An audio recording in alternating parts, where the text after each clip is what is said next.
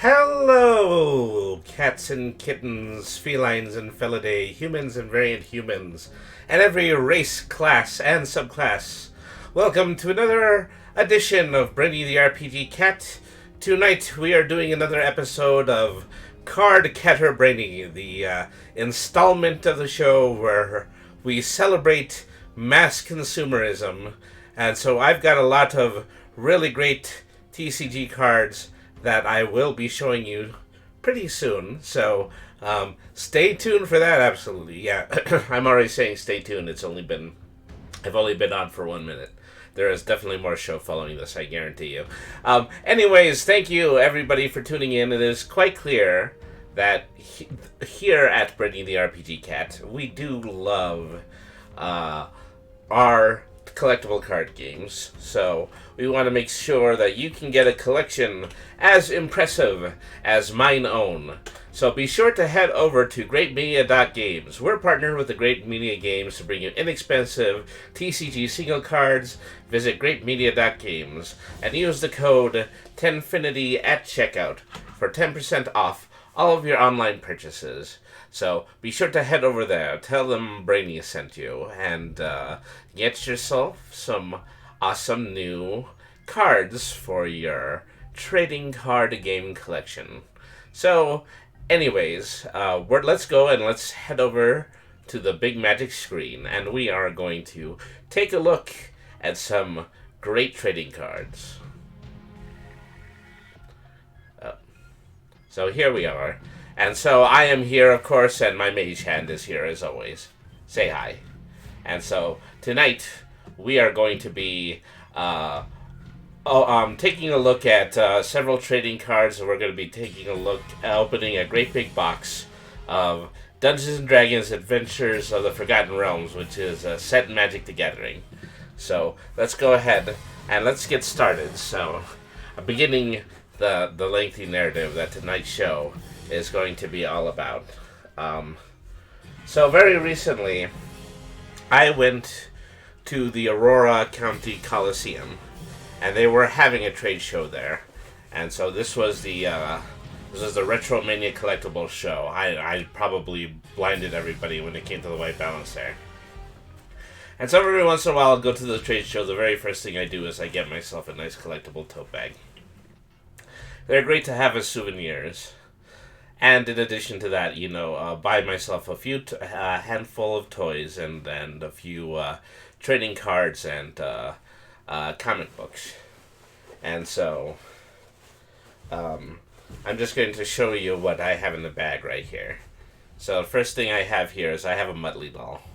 And so Muttley has always been one of my favorite cartoon characters. And so this is tagged from the very recent Scooby-Doo movie, which was just titled Scoob. And so it's a pretty standard plush.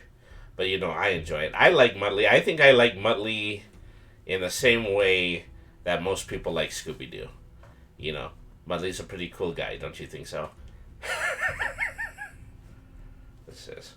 Alright, so we're gonna go ahead, and so I was looking for Ninja Turtles action figures, and I got a handful of them. This is Leonardo, and this is the Leonardo from the most recent 2012 series. He's also a transformable figure. I think if I move some stuff around, eventually he's gonna turn into an ordinary turtle, and so he has very flexible foot and hand and back, and I haven't figured out how to transform that yet. Maybe I'll figure out how to do that during this stream, and then, or maybe I'll just give it the old college try, but I don't want to take too much time between showing this stuff off and showing off the brand new trading cards. And so I got a Michelangelo, and so this one is a little bit older. This one is from the 2007 series. And so, far from mint condition, it does have a paint spot there. Whoever owned this previously was probably doing some model painting. But of course doesn't have to do with this. The OG Turtles figs. Well, the semi-OG Turtles figs. But, they've always been made by Playmates. Playmates toys have manufactured all the Teenage Mutant Ninja Turtles toys. And so they're all of great quality. And, these days, a lot of people who collect action figures tend to collect the more designer ones. For my money, I want, just a good old classic hunk of plastic. You put it in your hand and you immediately uh, remind yourself, this was playtime. You know, I saw some of them run 200 MSIP at Toy Fair. Yeah, some of the original ones. They are really going up in value as of late. I have a pair of Bebop and Rocksteady that I recently, they're loose. They're removed from the package. They probably cost me $10 each. If you're looking for the same thing on eBay today, they would probably be closer to 40. That's how much. That's how rare these things are going. And speaking of which, here is a toy from the original line. This is Casey Jones. And Casey Jones has a special, just a very personal significance for me because this is the action figure that got me into collecting action figures. Is that, take me back to probably, I think, was my 11th birthday. And a friend of mine just gave me this action figure, and I didn't have any other Ninja Turtle action figures at the time. I wasn't even watching the television show at the time. So it's because I got this figure that I started getting into Ninja Turtles. And so this isn't the same one, of course. This is the one that I bought from the trade show. This probably cost me about $15. So if we're talking about, how much more, how much these are going up in value, this one was already probably $5 more than the other loose figures that I bought. This one, it's a semi-complete figure, is that it has two clubs. And so, I believe the original Casey Jones came with a club, a hockey stick, and a golf club. And also came with carrying this golf bag. And so inside of the golf bag is the golf club. I'm not entirely sure, what might have happened to the hockey stick, but at any rate, these are still some of the original weapons. I don't have weapons for the other two figures. One of them is a transformable, so I can forgive them for that. And so, getting neatly along to what tonight's show is about, we're going to show some trading cards. Old toys can run high on the market, but they're worth it. Toys were built different back then. That's definitely true, therefore. Let's take a look here. So these are a couple of Topps Teenage Mutant Ninja Turtles cards. I got these from a very close friend of mine. Kenneth Sullivan, who runs a local management promotion, KS Productions, and he's also online at on twitch.tv/KS Productions. Let me see if I can give that a shout out. Let's see.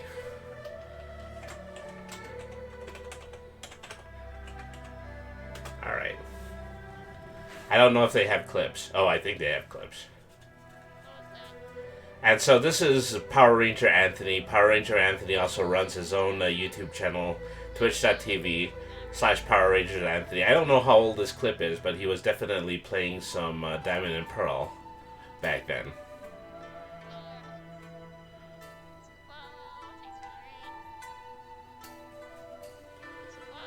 Looking for anything. If you're playing Diamond and Pearl, you're usually just looking for the cave entrance. Do you have any clips for it? Just out of curiosity. I just love this little clip gadget that I got for the channel. Last playing Dungeons and Dragons. Good for you.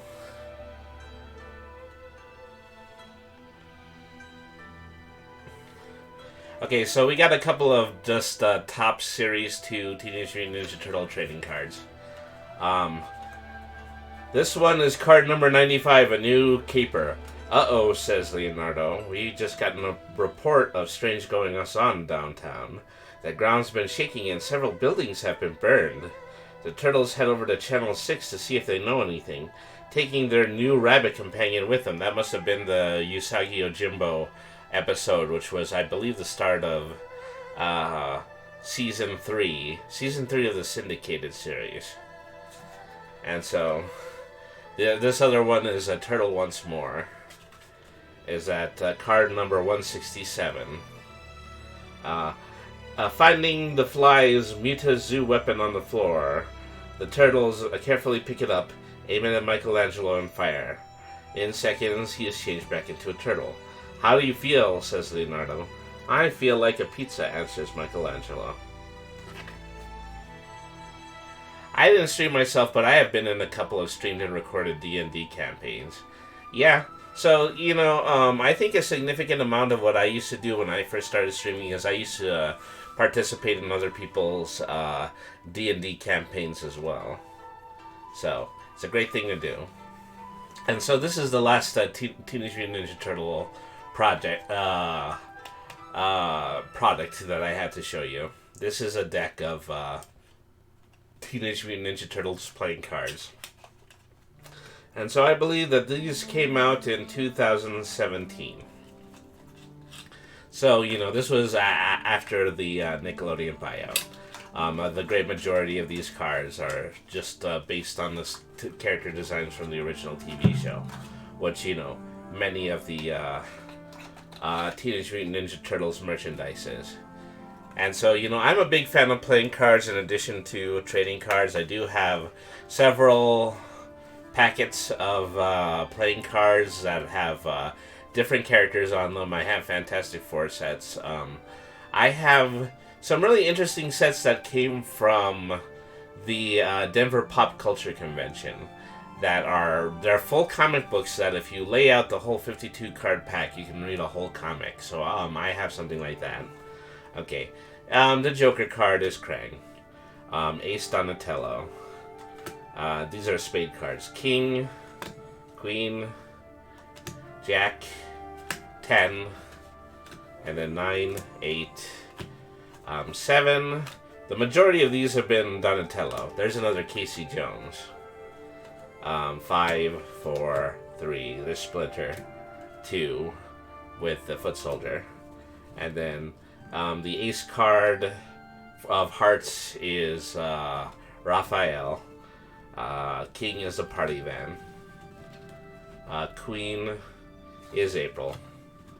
And Jack is Raphael again. 10 is Master Splinter. 9, 8, 7. So they kind of had an idea when it came to theming. Maybe they were trying to make it so that every suit represented a specific turtle, but then you keep seeing cards with Shredder, and you keep seeing cards with Splinter and April on them. And so I think they gave April all the Queen cards. I was at a convention over the weekend. One vendor had a few decks of playing cards in the shape of Kamen Rider belts. Oh, wow. I like that. Did he make them himself? Were they customized? I certainly would love to get my hands on a set like that. That would be really impressive. Casey Jones is the same art from before. They probably only have one stock art of him, the poor guy. Then here's Raphael. Here's Bebop. Bebop's jacket has sleeves on it, which is, not something that you usually see from the character. Looks good on him, though. So the Ace of Clubs is Leonardo. King has all 4 turtles. And then April is on the Queen card again. Jack, 10. They were official products, but they were also small, so not really usable.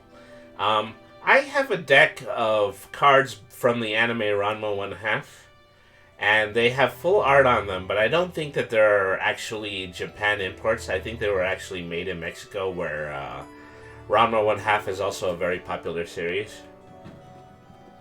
Alright, and so this is the 8 of clubs. 7, 6. 5 is Shredder again. They've settled Shredder with all of the 5 cards, I think. 4, 3. Okay, there's Casey Jones in a different pose.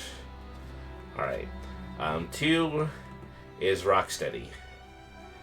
And so, interestingly, Bebop and Rocksteady have slightly different outfits. Just enough to, I guess, make it differentiated. As far as this being a Nickelodeon set as opposed to a set based on the original show. And then Ace is Michelangelo with nunchucks. The king card once again has all 4 turtles on it. Another April. Another Shredder. 7. And then 6. Well, this is a KC with a different pose again. 5. 4 for Splinter. 3. 2 is Krang out of the suit. But then, you know, the other Krang cards are all Joker cards. And so, you know, like I say, you know, I do love to collect decks of regular playing cards. It's not one of my most valuable collections, but it's still one that means a lot to me personally. And so, probably one of the last things that I got at the convention this past weekend were just some packs of loose Pokemon cards. I also bought these from Kenneth Sullivan, who was running the booth for KS Productions at the event. And so, you know, he's mostly repackaging common cards, but he does put at least one foil card in every single one of these packs. And so, my Pokemon card collection is a little bit lacking, so, you know, even if I do get random common cards from lots of other different sets, then it's still worth it to me because I don't have too many cards, and so, you know, just whatever is part of any pack might be interesting to me. I was at a con, yes. Maybe you had missed when I had shown the tote bag from the convention. I'll just kind of try to sneak it in here again so it doesn't create another flash with the camera again. I was at the Retromania Collectible Show. And so this took place in Aurora, Colorado about 2 weeks ago. And some of my close personal friends were there. And so, here are the Pokemon cards I got. I got Delmise. Is a basic card. Delmise is one of those object Pokemon, and it takes the form of an anchor and a steering wheel. I think it might be a black and white, but don't quote me on that. Charmeleon. There are always plenty of Charmeleon cards. Charmander line cards. Electric. Dartrix. Luxio. And Eldegoss. I think are pretty neat, you know. Start with a Gossiflower and evolve into this dandelion-shaped grass-type Pokemon. Rotom. So, Munna. Munna is an interesting Pokemon. I don't think that they're played a lot in the game proper, but, you know, I do see a lot of really, really super effective TCG cards that have Munna in them.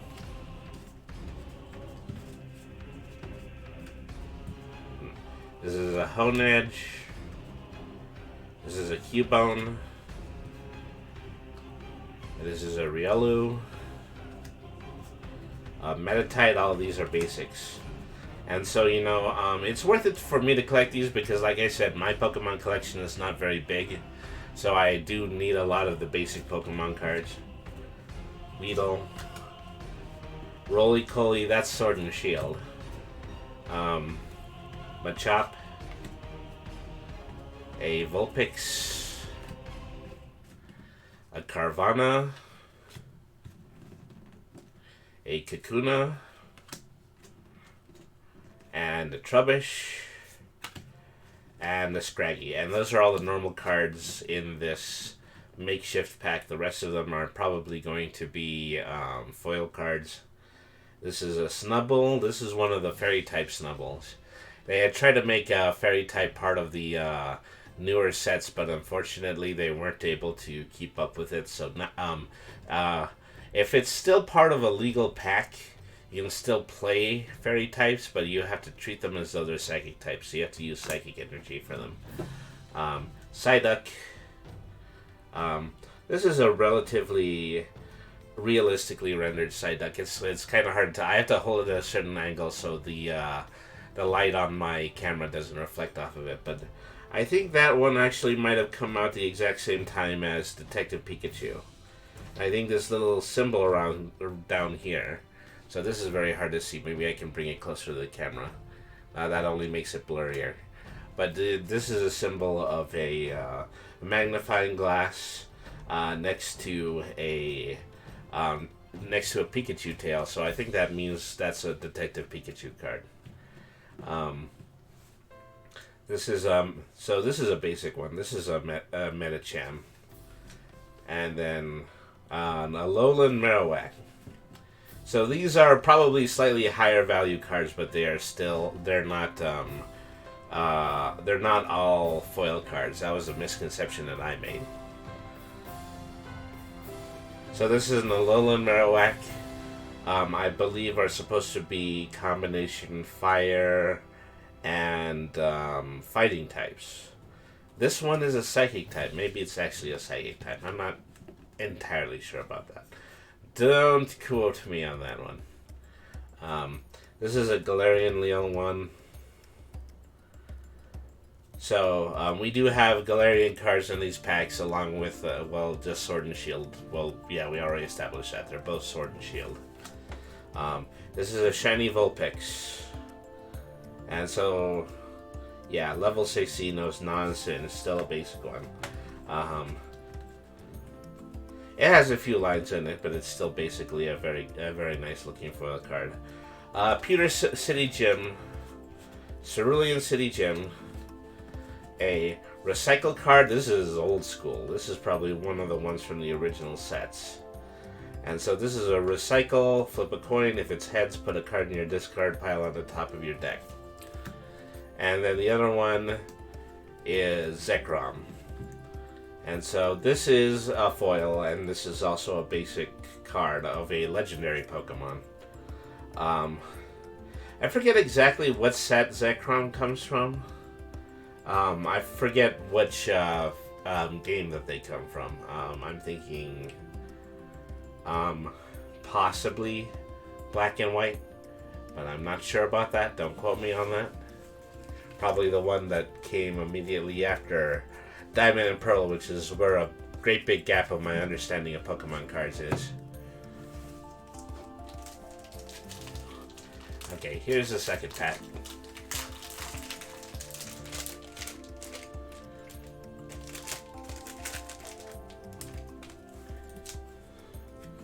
Alright.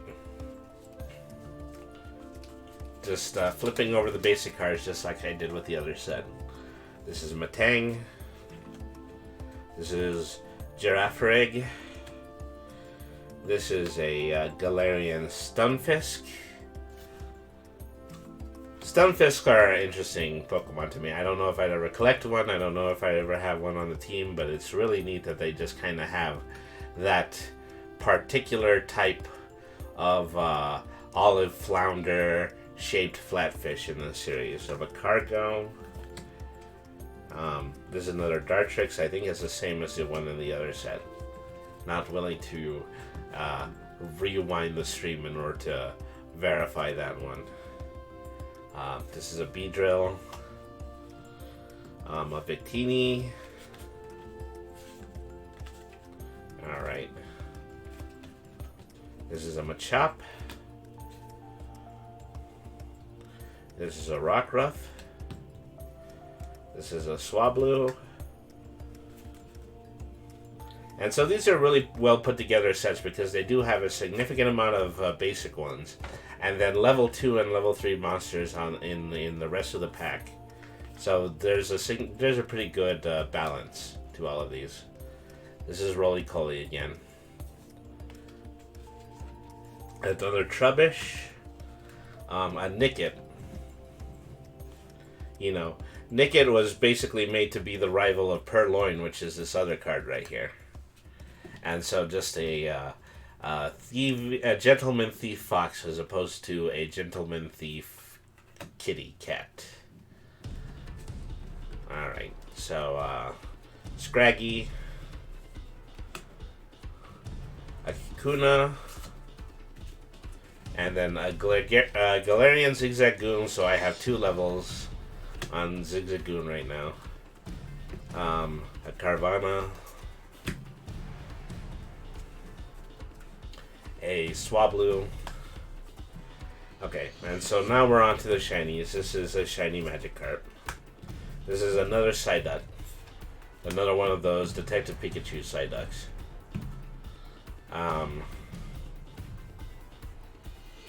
Medicham, Bahiem, Galarian Zigzagoon. So this is the same as the basic card, except this one's a foil. An Altaria. That one's very, very shiny under the light.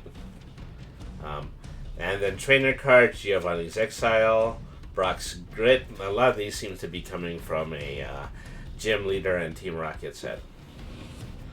A Yixie, and a Professor's Research card.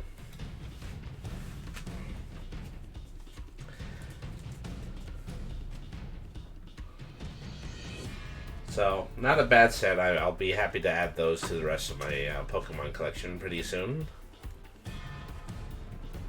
Thank you to Kenneth and twitch.tv/KS Productions for those cards. You know, I get a lot of my cards from local sources. I tend to go to a local store called All Seas Collectibles in Aurora, Colorado, and also in Broomfield, Colorado. They have 2 different stores. No, maybe it's not Broomfield. It's in Centennial. It's in Centennial, Colorado. So they have 2 stores, and they're still growing.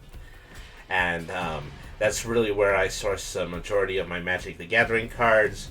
I tend to get individual trading cards, and I tend to get Pokemon cards from some very close friends that I tend to meet at trade shows. I think I showed off a very large amount of baseball cards during the last time that I did this stream, and they came from a friend of mine named Todd Bass, who is actually a local television and radio personality around here, and those are some really nice baseball cards. That it's just little bits of generosity like that, keep me in collecting trading card games, because people are kind enough in order to introduce me to new areas of the hobby. And what can I say? I'm a little pack rat of a cat, and I do love to continue to collect cards. And so, the fact that I have so many people who are equally interested in collecting cards is why I continue to collect cards. And I continue to amass things like this great big box right here of Dungeons & Dragons Adventures in the Forgotten Realms. As I said, I had gotten this from All Seas Collectibles in Aurora, Colorado.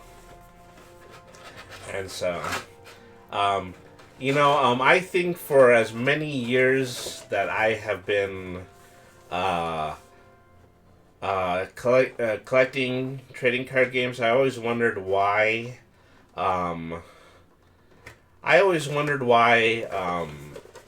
they never had a Dungeons and Dragons themed card game, and now they do. But as it turns out, it's basically just Magic the Gathering. It's Magic the Gathering with a different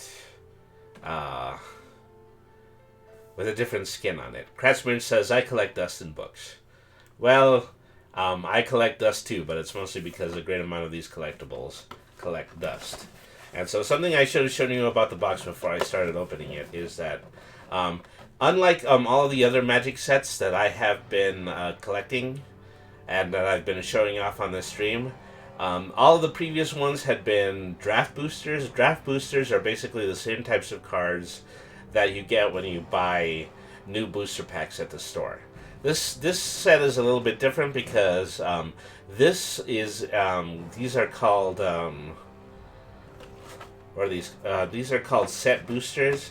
Set boosters are slightly more valuable cards. They cost probably an additional $50 on top of what a full card pack would count. but they do guarantee that every single card has a foil card in it and also has an art card in it. So foil cards, of course, they're some of the most. They eventually become some of the most valuable trading cards. But also art cards are just cards that have full art on them that you can take to conventions, and if the artist is there, you'll be able to get a signature, and so those can be very valuable as well.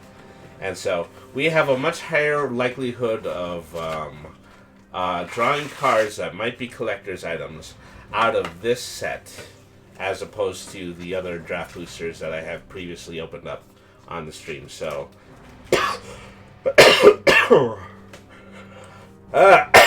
pardon me, sorry about that. The excitement over the Forgotten Realms set has got me coughing. You collect Dust in books. I probably got Dust, shortly after I opened this package. So here we are, the first pack. These are a set of 12 cards, and so once again, this is a little bit smaller than what your ordinary card packs would be. Your ordinary card packs would probably have between 14 and 16 cards in them. Alright, so pack number 1. Let's see what we have in here. So, first thing we do, we get a token. We get a token of the Atropal, which is a God Horror card. It's 4/4 with Death Touch. And so there is a set of cards that, summon those as tokens. They are just minions to a very powerful godlike entity in this set. Okay, here's our first art card. It's the full art of Mordenkainen by Donato Giancola. So Mordenkainen is a legendary character in Dungeons and Dragons, but for the time being, I don't know any of his backstory. So if I ever, go to a convention in the future, I run into Donato Giancola, I can get him to put an autograph on this card. And that would make this card a lot more valuable. Okay, Mountain Land. Pixie Guide. So there's a significant amount of cards in here that also borrow art styles and font styles from the Magic the Gathering manuals. I believe that this one is an advanced Dungeons and Dragons style one, but don't quote me on that. That's my catchphrase during many of these unboxing streams. Oh, don't quote me on that. So those are pretty interesting. A Dawnbringer Cleric. Aside from all of the very flashy cards, I just really like it when cards have interesting, unique art styles to them. A Herald of Hadar, a human warlock. Some of these cards have effects that you can activate by rolling a d20. On a 1 and a 9, each opponent will lose 2 life. On a 10 through a 19, each opponent will lose 2 life and you will gain 2 life. And then on a 20, which would be a natural 20, you would lose 2 life and you would gain 2 life and create 2 treasure tokens. So that is the best likely outcome for that card. And you take everything that's not a shiny and let me group it over here to the side. Alright, Minimus Containment, basic spell. The Clutches of the Demogorgon. The Demogorgon in recent years has begun to take the shape of the Demogorgon in Stranger Things lately. That's just a thing that I've noticed. They've taken the time in order to take their trademark monsters and put them in a popular Netflix TV series, They're going to get theirs, Corporate Synergy. Corporate Synergy is what made Dungeons & Dragons cards into Magic the Gathering cards. And Corporate Synergy is what makes this Demogorgon look like the Demogorgon from Stranger Things. The Moonblessed Cleric. And so this is a Cleric class card. So basically this is an enchantment. You put it to the side of your deck and then you're able to gain these attributes for the entirety of your deck. I think that's how these work. At level 1, if you were to gain life, you would gain +1 life instead. At level 2, whenever you gain life, you put a +1/+1 target counter on every creature you control, so you give other players a little bit of life in addition to gaining life yourself. And then at level 3, when this becomes level 3, return the target creature card from the graveyard to the battlefield, and then you gain life equal to its toughness. It's a very useful card and very interesting mechanic that's exclusive to these Dungeons & Dragons sets. Rhyme Shield Frost Giant is a giant warrior. A treasure vault will add treasure to your lands. A Flame Skull, a 3/1 creature with flying that cannot block. And then when it dies, you can exile it the top card of your library, and then you can play one of these cards. So you can't even completely get rid of a skull. I used to find magic gathering the cards on the sidewalk. I don't know if I kept any. Well, you know, it'd be hard to make a good bid to know if they were worth anything. You know, I happen to know some people who tend to abandon cards or just around the outside of the collectible store that I regularly go to. And it's an awful waste. Sometimes some of the people who actually play the games, they'll pick up the common cards and they'll keep them for themselves. The shop doesn't want them because, you know, they are usually looking for the more valuable ones. That's their business, you know. It's nothing personal, it's business. But it does, you know, seem like a waste to me that, you know, you're just going to grab a handful of cards, you're going to expect them to be worth something, and then you're just going to leave them in a ditch if they aren't worth anything.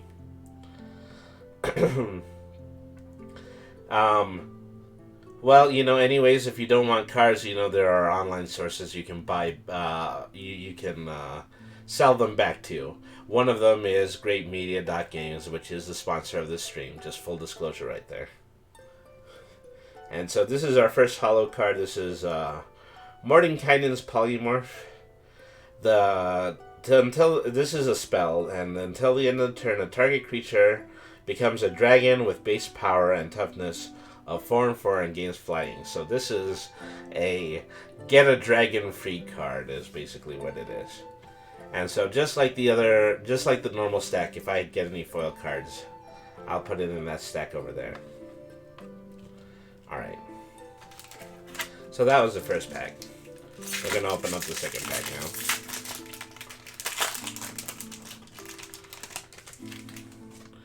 Okay, Spider Token, Giant Spider Token. 2-1 with Menace and Reach. It would be interesting to create a Drow Elf and Spider deck. Another art card. This is a very nice one. This one has D&D stats on the background, and so even though this information isn't complete, it is still 1-to-1 with the information that would be in the player's handbook. So a Mind Flayer has an armor class of 15, 71 hit points, 30 feet of speed, innate spellcasting, psionics, tentacles, extract brain, and mind blast, and then strength, dex, con, intelligence, wisdom, and charisma. I'm trying to see if there's a place where I can see where the artist is, because I want to take these art cards to convention, and I want to see if I can eventually get people to sign for them. So I think this one says Darren on it, so it's the same one as the same artist as the previous card, which was Darren. No, actually, that guy was named Donella. So I don't know. I don't know who the artist is in this card. I want to attribute it. I want to attribute the artist, but unfortunately, they didn't put the artist name on the card. That's such a shame. Okay. Well, we have Swamp land card. We have a Gnoll Hunter, which is a 2 energy green card, and is also done in the Advanced Dungeons and Dragons style. Um, Brazen Dwarf Shaman, an Earth Cult Elemental, and so this is another D20 card. On a 1 through a 9, a player sacrifices a permanent. On a 10 or a 19, each opponent sacrifices a permanent. And on a 20, each opponent sacrifices 2 permanents. And so this is another D20 card. 1 through 9 creates a treasure token. 10 through 19 creates 2. And then a 20 creates 3. Trickster's Talisman is an equipment. Let's see, this is a Lightfoot Rogue. Is a 2 energy halfling rogue. A Reaper's Talisman says, whenever an equipped creature attacks, it gains Death Touch until the end of the turn. Whenever an equipped creature attacks alone, the defending player loses 2 life and you gain 2 life. Burning Hands is an instant. It deals 2 damage to a target creature or planeswalker, just your basic damage dealing spell card. Check for traps, and so that's a great card to have in a Dungeons and Dragons deck. Is check for traps. It's one of the most important things you have to do when you're actually playing Dungeons and Dragons. The target opponent reveals their hand, and you choose a non-land card from it and exile it. You know, that just helps you throw cards away from your opponent's hands, which might as well be traps if you're playing Magic. Guardian of Faith. Creature, Spirit Knight, Flash and Vigilance. 3 and 2, very powerful card. And it's only a 3 energy too. Ooh. This is one of my favorite characters in Dungeons & Dragons. I'm glad I was able to get a card with him in it. This is Zenithar, the Guild Kingpin, the legendary creature, a Beholder. And so he is the he's the Thieves Guild boss in the Kingdom of Waterdeep. And so he is a Kingpin, and very few, if any, people know that he's actually a Beholder. But, he's a pretty cool guy. And he's a legendary creature card, meaning I can use him as the leader in a commander deck. So the special effect here is at the beginning of your upkeep, choose a target opponent. Until the end of the turn, that player can't cast spells. You can look at the top card of your library anytime and play the top card of your library. So basically, you have the ability to start looking at your opponent's deck, one card at a time, at the start of your turn.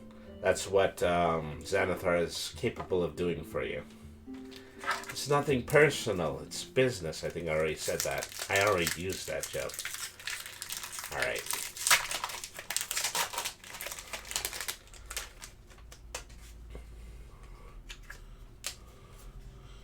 Okay, this is a Magic minigame. So this is a rules card for a Dungeons & Dragons themed game you can play using these Magic cards. I may look into that in a moment. But first things first, let's look at the rest of these. So this is another Dungeons & Dragons art card. This one is from Billy Christian. It has a lizard folk knight flanked by a wizard and an archer. That's a pretty cool looking card. Okay, another island land. And so this is a pretty cool one. This is a Magic card that has box art that resembles the original box art from Dungeons & Dragons games from TSA. A Temple of the Dragon Queen land card. An adventure for character levels 5 through 10. I think they just kind of added that there as flavor text. When Temple of the Dragon Queen enters the battlefield, you can reveal a dragon card from your hand. And then Temple of the Dragon Queen enters your battlefield tapped unless you reveal a dragon card this way, or you control a dragon. And then every time that you flip it from then, you can add 1 mana of the chosen color. So So it is a land card basically, but when you first bring it out, it also allows you to add a dragon card to your hand, which is very useful if you're running a dragon themed deck. You find the villain's lair. You can foil their scheme, which means counter a target spell, or learn their secrets, which means draw 2 cards and then discard 2 cards. Alright, kick in the door. Of course, this wouldn't be a magic set if you couldn't kick in the door. Put a +1/+1 counter on target creature, so it's basically a buff spell card. You see a guard approach. Wow. I knew that these very descriptive cards were in this set, but I seem to be drawing the great majority of them just out of this one card pack. You see a guard approach. Distract the guard or hide. Tresolera, the Moon Dancer, a legendary creature and elf cleric, only requires 2 land, a green or a white. Whenever you gain life, put a +1/+1 counter on Tresolera, Moon Dancer, and scry 1. That would be really useful, along with the cleric class card that you got before, because you get to gain life, you get to gain additional life, and you get to add a +1/+1 counter on this card, and then look at the top card at the beginning of your deck for your next turn. Alright. A Lurking Roper. Ropers are relatively well-known creatures in Dungeons and Dragons. Rally Maneuver. Dwarfhole Champion. A Skilled Herbalist. Lizard Druid. A Sphere of Annihilation, which is, I believe it's a black artifact card. Exile Sphere of Annihilation. All creatures and planeswalkers with mana value less than or equal to the number of void counters on it, and all creatures of graveyards with a mana value less than equal to the number of void counters on it. So basically, you you tap a certain amount of mana in order to put void counters on things, and then distribute those void counters, and then discard this card in order to do damage equal to the number of void counters on every card that the void counters are distributed upon. It's a little confusing, but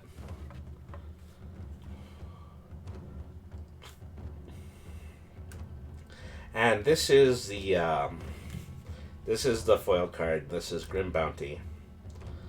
A 4 level spell card. Allows you to destroy a target creature or planeswalker and create a treasure token. Okay, I think I accidentally put a foil card in here. Well, of course, I wanted to protect my newly minted Xanathar card.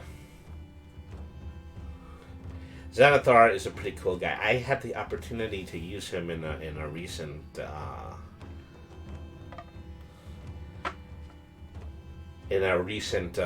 Dungeons & Dragons game. He was in disguise, of course. He was in disguise of our party, who aren't ready to see what his true form is, but it was Xanathar, for all intents and purposes. Skeleton token card, 1/1, shock troop. Ooh. This art card has just the tiniest little bit of gold foil on the side of it. That's very fancy. This one has an autograph on them, and the autograph is OM. OM stands for Oriana Menendez. So, that's some great art from Oriana Menendez. Okay, basic swamp card.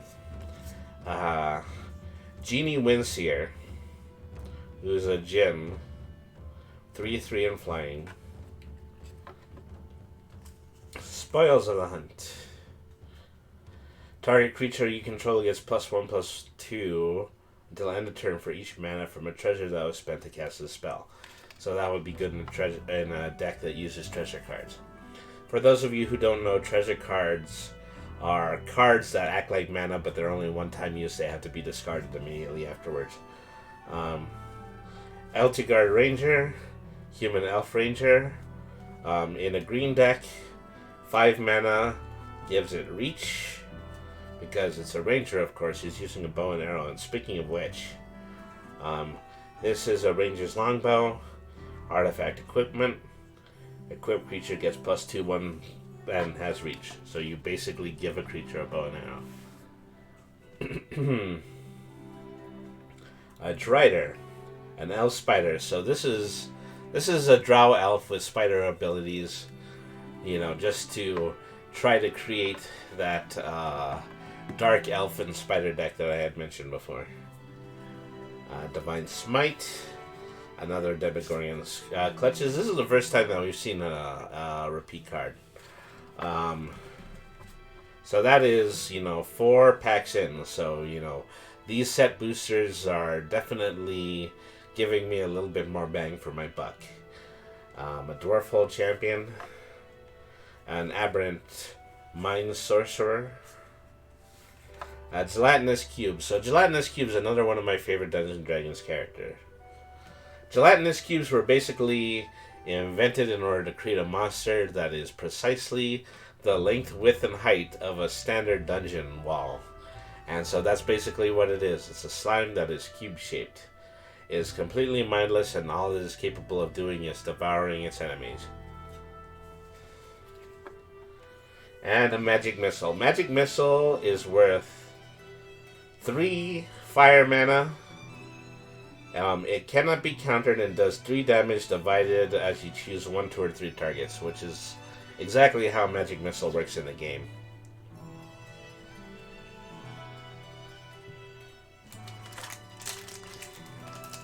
Okay, I think we're on our 5th pack now.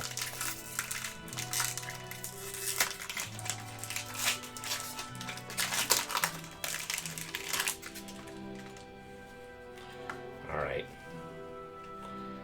So, there seems to be at least 3, from what I can see, just by fanning it out, I think there's like 3 foil cards in this one. So this is the big guy. This is the big one. And so this is a art card from Brent Hollowell, and it is of a basilisk.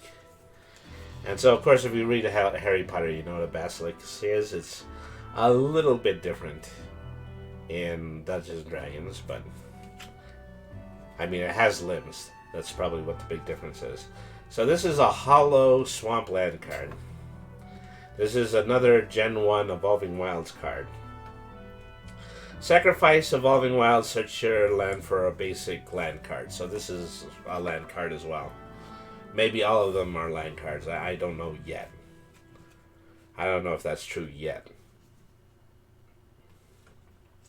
Bull Strength. Shocking Grasp is another basic spell in Dungeons & Dragons. Target creature gets -2 and -0 until the end of the turn. A Rhymesfield Frost Giant.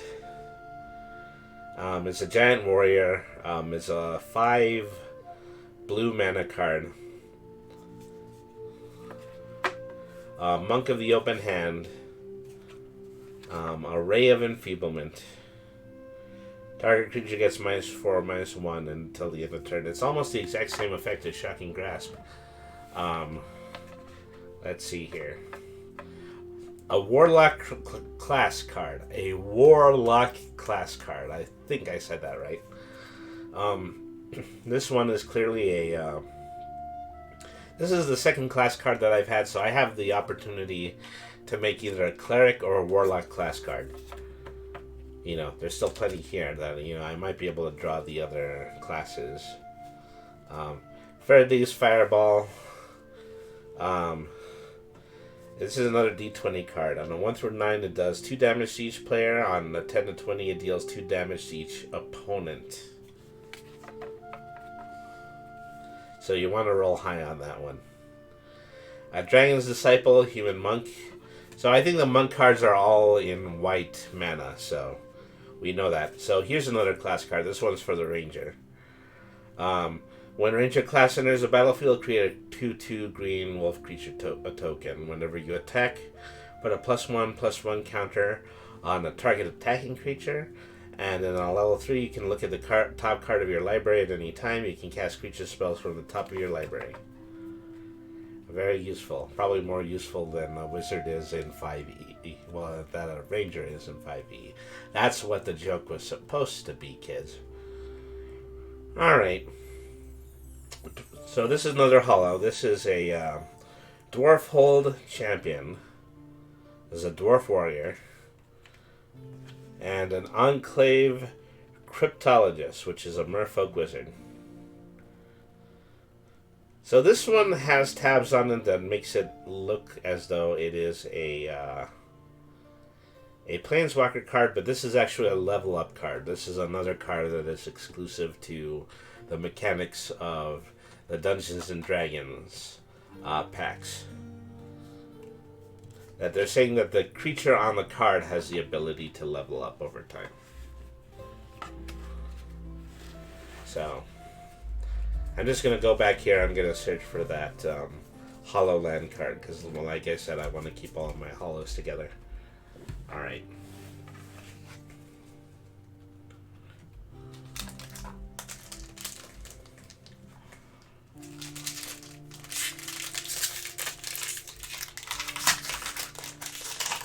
I'm having a difficult time remembering that I should actually open the card packs on the stream. I don't know why that is. Can I talk about my books? Yeah, you can talk about your books. I mean, anything that you feel is you're at liberty to share, because this is an open forum. I'm going to be saving the VOD on that, but other than that, you are free to talk about your books. Here's another art card. And this one is from Gabor Skixi. Or Skixi, one of the two. And this is a really neat scene, is that it has a Dragonborn entering a temple where there is already a wizard and a ranger. And I think that's supposed to be an elf druid.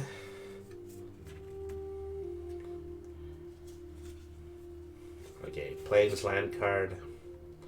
Another old art card. This is Reclusive Painter. This is a legendary creature. All the previous ones have been land card. Well, not this one, but now I have to go back and see if that's true. Maybe these cards are creature cards, and the ones with version 1 art on them are land cards. Maybe that's how that works. The Dying Earth by Jack Vance had a future Earth where science has given way to magic. Okay, interesting so far. I've heard that used, just kind of in the background plotline for a lot of different stories. Say, plummet, destroy target creatures with flying. Flying creatures can get pesky that way. An Arborea Pegasus. I think, probably sometime like 6 or 7 streams ago I mentioned how often the pun Eye of the Beholder is used. It's the name of this card. Target creatures get a -11 and -11, so that's very likely to destroy a basic creature card.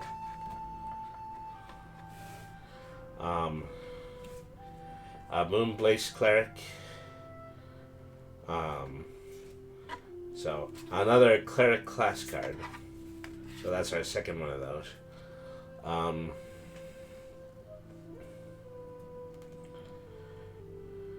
Trilsar Moondancer, a legendary creature who's an elf cleric. And once again, this is only 2 mana, green and white. Maybe it's the same one as before, I'm not entirely sure yet. A Scaled Herbalist. Is a Lizard Druid. I think we've seen that one before. Another Faraday's Fireball. Skeleton Swarming Enchantment.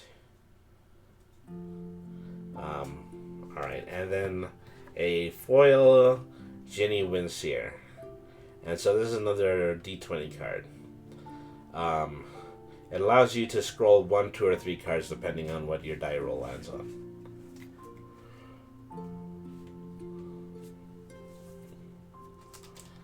I mean, so I would appreciate it, Kratzmensch, if you would, give me just a few more details about that one, because that sounds interesting. You have a number 1 of a limited sign edition. This was the author's own copy. Value, I have another copy of the same sign that limited that would cost me 1,000. I paid substantially less for Vance's copy. Wow. That is impressive. As a person who, just regularly works with collectibles, it's the fact that you were able to get that one. So, are you hoping to pass that one down to your children? Something like that? That seems to be really, really special. Okay, zombie token card.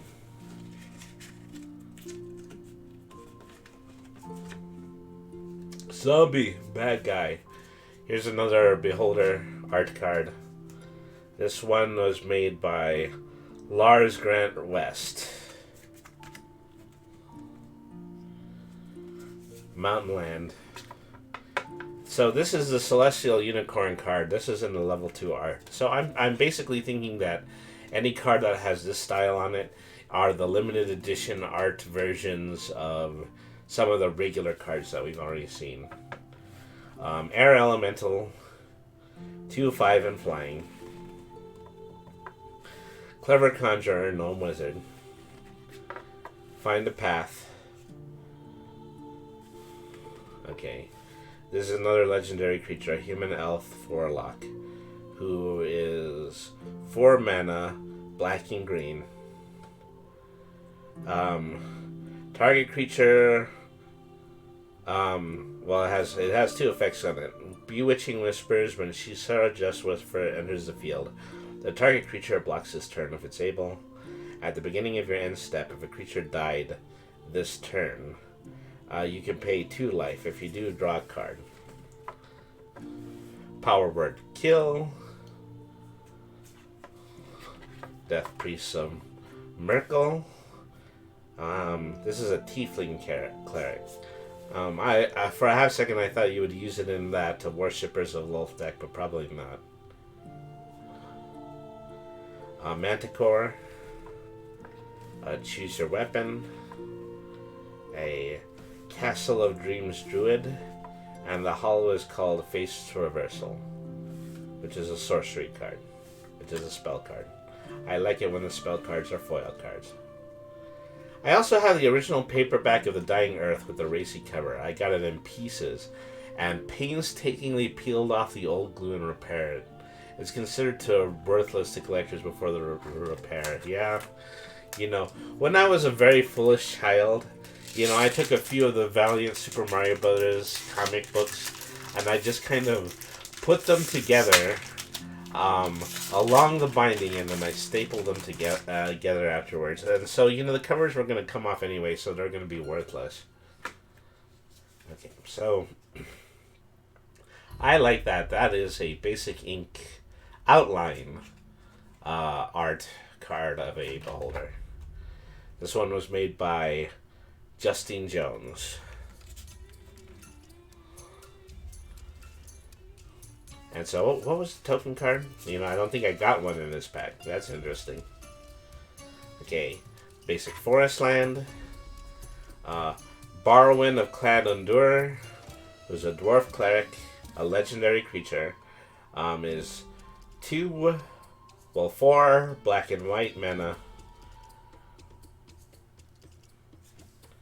This is a Baleful Beholder. Well, this art card was a Baleful Beholder too, but that is the semi-rare art, and this is a basic art.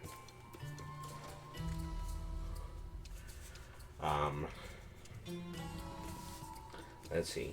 You come to a river. Because of course you do. An Evolving Wild. This is a land card. I haven't seen too many special land cards in this set. Maybe they're a little bit rarer in this one. That's enough of my trivial collection. It's interesting.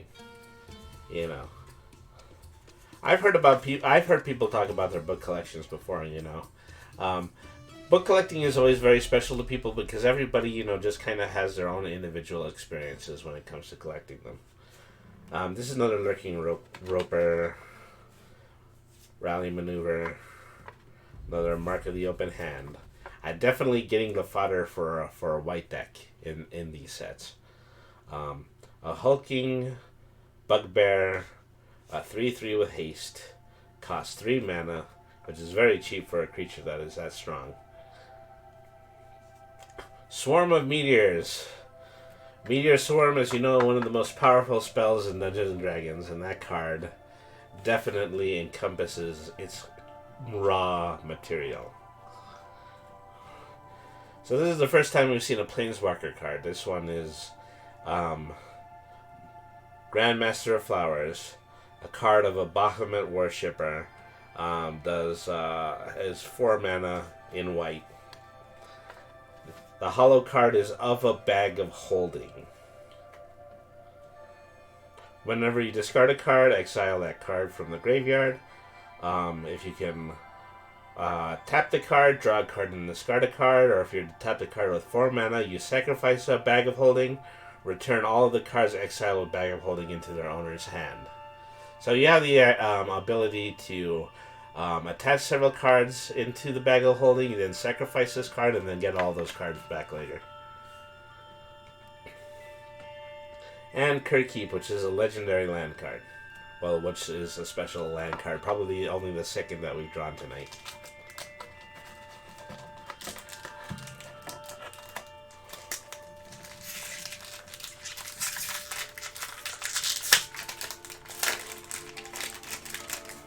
Okay. Another token card of the Atropol. This is another art card. This one is of a tiefling. This is the Long Rest art card by Chris Sieben. So here is the Plains Land card. This is the Baleful Beholder card that we saw the art card of before. Hell Giant Hurtgorger allows you to gain 3 life when it enters the field, and then it's a 7/6 monster. I don't know if a Giant is a potential theme deck that you could use here, but it would definitely be an interesting one to make. Okay, an Owlbear. Owlbears are 4 mana, they have trample, and they allow you to draw a card when they enter the battlefield because of keen senses. Neverwinter Dryad, a Dungeon Crawler, which is a type of zombie. Barrowwind of Clan Undur is a 4 mana legendary creature dwarf cleric. I think we might have seen him, but I think we might have seen a more basic card than this. This is one that has different art on it. A Cloister Gargoyle, a Leather Armor, which is an equipment, mana 1. A Skullport Merchant. A Tarask, which is a dinosaur, is 9 green mana. And the Hollow Earth Cult Elemental. I think we saw the Earth Cult Elemental before, but it was a basic card at the time. Alright, so that's the last one in that row. We have 1, 2, 3, 4, 5, 6, 7, 8, 9, 10. So we have 20 more cards to open. You have to get to bed. Good night. Good night, Crestmunch. Thank you very, very much for tuning into the stream. I really appreciate it.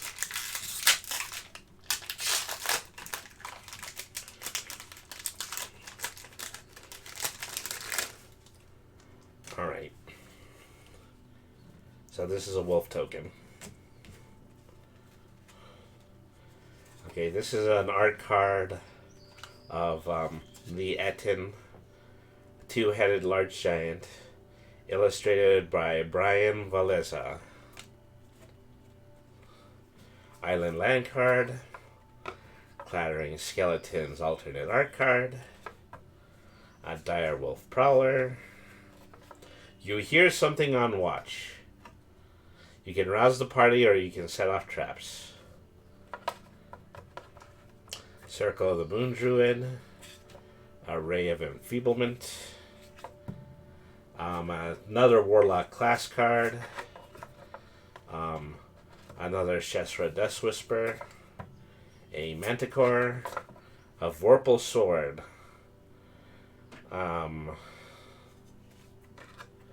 Okay, a Monk class card. Okay.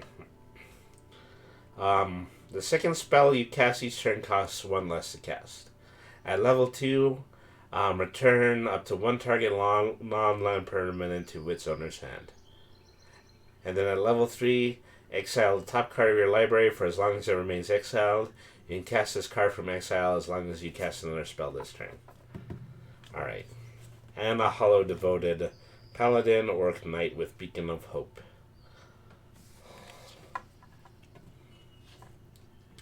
Very nice indeed. Okay.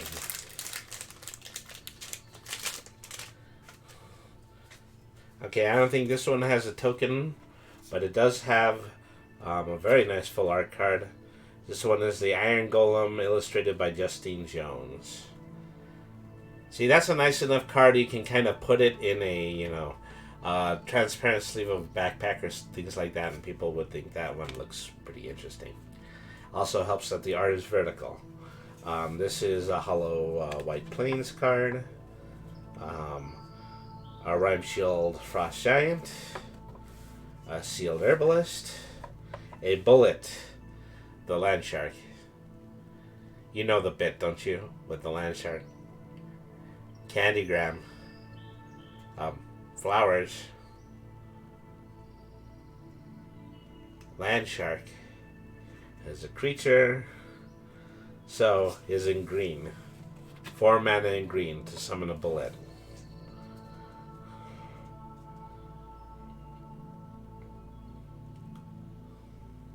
A Compel Duel. Target creature gets +3/+3 until end of turn. It might be blocked to Fatal. 50 Feet of Rope, which is a artifact, 1 mana. A great deal of the artifacts just tend to be 1 mana and colorless. Fly. An Eccentric Apprentice, a Tiefling Wizard, 2/2 with flying. Minimus Containment. A Hill Giant Herdgorger. Yeah, we've seen one of those before. That's the one that allows you to gain 3 life as soon as you put it on the field. Delina the Wild Mage is a 4 mana legendary creature, an Elf Shaman. Choose a target creature and then roll a d20. Hollow Dueling Rapier. This is a 1 fire mana equipment. And a classic art Sleeping Potion. So the interesting thing about this classic art, this is actually classic Magic art as opposed to classic Dungeons and Dragons art, which we've been seeing out of the other sets. Very special. You'll have to take my word for it.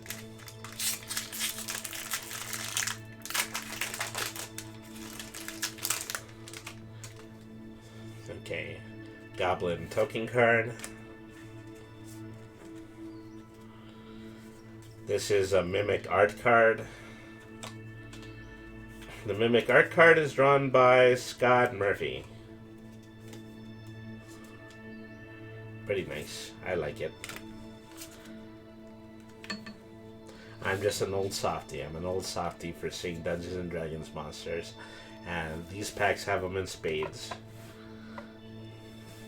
So, Mountain Land, Cloister Gargoyle, a Plundering Barbarian, a Silver Raven,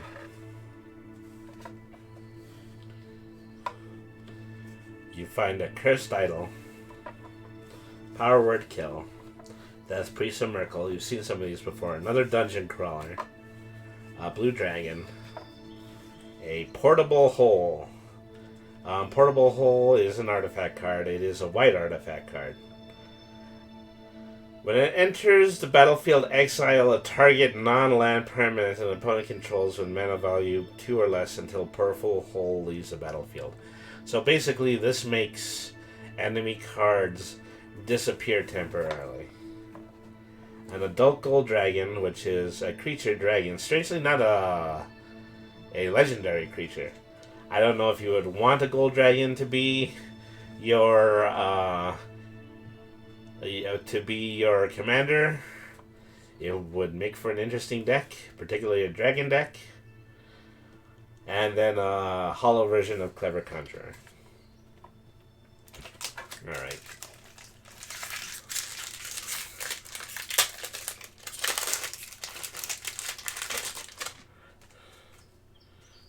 Okay.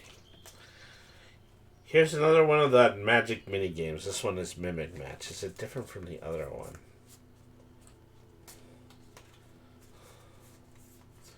The other one was called Roll for Initiative, so yeah.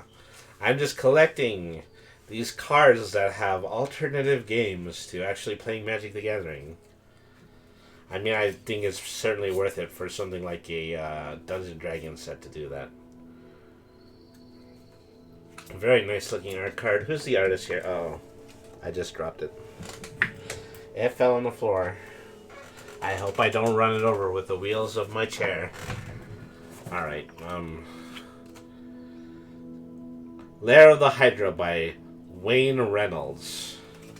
Very nice art card. Okay, basic Swampland. An Underdark Basilisk. And so right now, you know, these two cards were right next to each other. You can see the alternate art and you can see the original art version of the same card. I am getting Basilisk. Basilisk deck, that could be an option for me. Spare Dagger, Artifact. Manticore. You find some prisoners. You can break their chains or you can interrogate them. Hamapashar, Ruin Seeker, legendary creature, human wizard, 3 blue and white. Room abilities of dungeons you own trigger an additional time. So the dungeon mechanic is a pretty interesting one. I haven't brought about any cards about it just yet. Maybe I will have the opportunity to do that. Grim Wanderer, Goblin Warlock, improvised weaponry. Deals 2 damage of any target and then creates a treasure token. Fate's Reversal. A Zorn.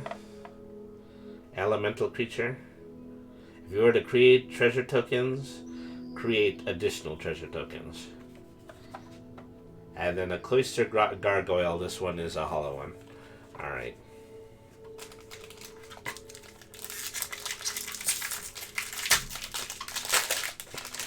Alright. Another wolf token. This is a goblin card. It's actually a troll card. Svetlin Velinov. Felton Velinov. So, I've got to find a completely different place in order to stack all of my art cards because, you know, I do eventually want to try to see if I can travel the local gaming convention and see if I can get some of those signed. Forest Land card. Manticore alternate art card. Half-elf monk, a Gnoll hunter. You come to the Gnoll camp. You can intimidate them or you can fend them off. Let's see. Barrowin of Clan Endure, legendary creature and orc cleric. I think we've seen him before. White and black dwarf cleric. Cloister Gargoyle. 50 feet of rope. Minimus Containment. So we're halfway through this pack, and this is basically when you're going to start seeing repeated cards.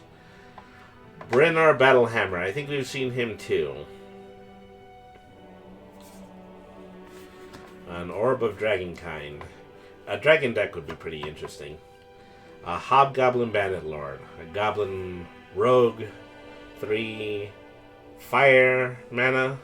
Other goblins you control get 1 and 1. So you can make the classic Magic goblin deck, but you can actually make it with Dungeons and Dragons goblins this time. That would be interesting. At least I think it could be interesting. Alright.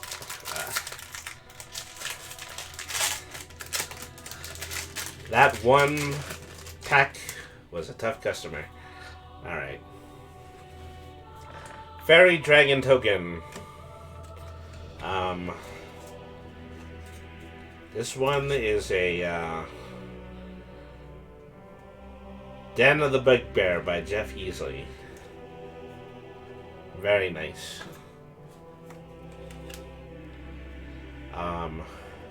Basic Swampland card. Ooh, a Red Dragon card. You know, Red Dragons. The creatures that you actually see on the covers of all the books. Okay, so this one is a 5-mana fire monster.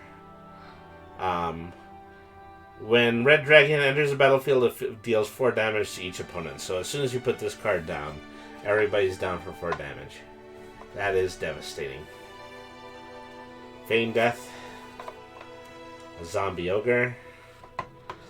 Precipitous Drop. You know. Because you're always falling down stuff when you play Dungeons and Dragons. You meet in a tavern. You can form a party or start a brawl. A Prosperous Innkeeper. A Sculptor Merchant. Charmed Sleep.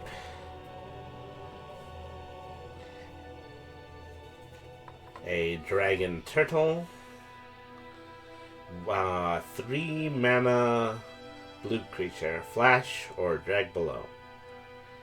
When it enters the battlefield, tap it, and up to 1 target creature an opponent controls, they don't untap during their controller's next untap steps. Westgate Regent is a vampire creature. And this is Eyes of the Beholder once again, but this one is a holo. Well, I don't know. Was my last one a holo? I'm having a hard time remembering. I'd say I do love my Beholders. Maybe a Beholder deck. That's what I should try to make. I should try to make a Beholder deck. No, I don't think so now that I see it. Alright.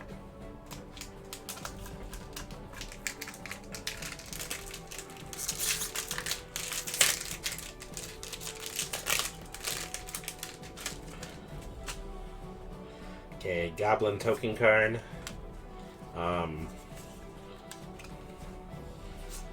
Drider art card by Jody Moore.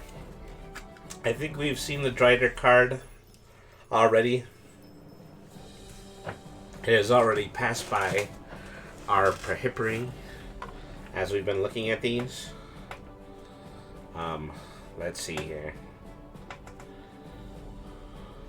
A Forest land card. Arborea Pegasus, alternate art card. Sylvan Shepherd. An Inspiring Bard. A Vampire Spawn.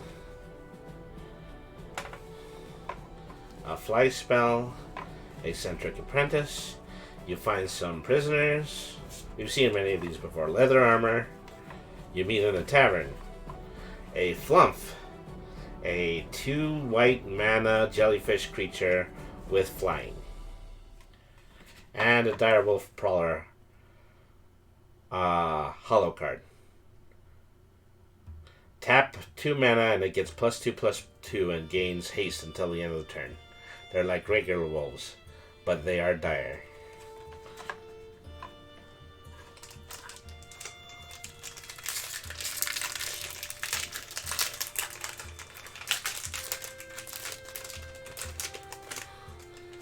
Okay, this is the next land one. This was the Red Dragon card. And this one is art by Rui Siswanto. Okay, a Hollow Island card. Because I know that I got a Hollow Island card, there's very little chance that there's also a token card in this one. Neverwinter Dryad. Alternate art card. Clattering Skeletons. Okay. Fate's Reversal. Planar Ally, which is an angel card. 5 white mana and flying. Clalain, Reclusive Painter. It's a human elf bard. A Displacer Beast. Cat Beast. It almost looks lenticular because, there's just blurry art on top of the card of the character using an illusionary spell. A Blink Dog with Double Strike. Good boy. A Planar Ally, another one. In the same pack, two of the same angel card. Prince of Loyalty. Oh, the Price of Loyalty. A legendary artifact card, the Black Staff of Waterdeep. It is a blue card, legendary artifact. Another non-token artifact you control will become a 4/4 artifact creature for as long as the Black Staff of Waterdeep remains untapped. This is a Hollow Lurking Roper, and then this is a Lesser Gargadon, and this is one of the original Magic art cards. Pretty cool. Pretty cool. Not gonna lie. Not gonna lie about that.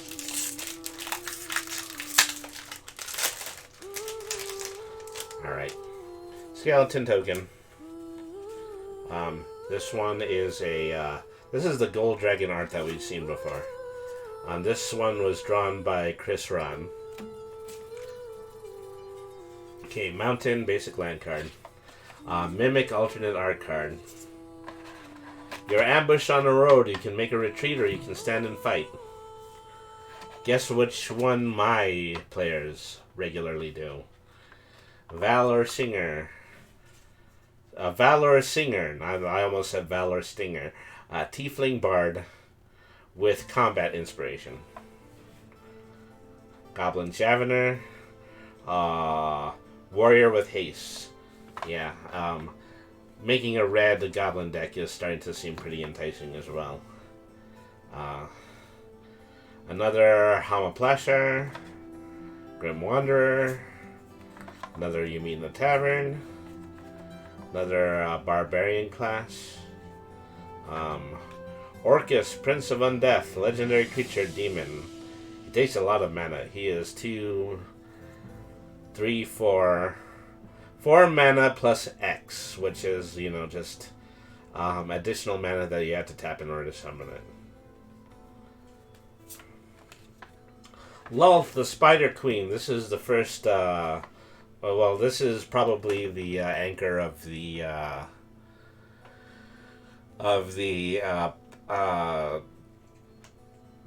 Drow Elf Spider deck that I keep continuing to mention. And then Dragon's Fire. Alright.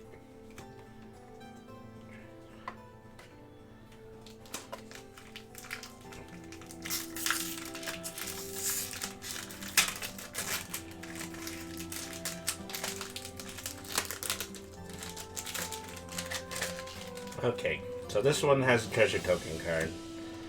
This has a Manticore art on it. And the artist is Billy Christian. Island. A Rust Monster alternate art card. This one is 3 fire mana and a beast with first strike. Ranger's Hawk is a bird. Delver's Touch is the equipment. Gloomstalker, Wild Shape. Okay, Druid class card. This is one of the class cards that, we have not yet collected. Whenever a land enters a battlefield under your control, you gain 1 life. Wow, that is amazing. You can play an additional land on each of your turns. And then when this class becomes level 3, target land you control becomes a creature with haste. So the land itself becomes 1 creature. That's pretty amazing. Gretchen Titchwillow. Halfling Druid legendary creature. Eyes of the Beholder again. Demogorgon's Clutches again. Froghemoth. The Frog Warrior. 5 mana with Trample and Haste. And a Null Hunter So this is both an original art card, and this is also a holo card. This is the only one of those that I've been able to collect so far. Okay, so this row is almost done. After this, we're only going to have 10 packs left to open. Alright. So this is just an ad for Magic Arena.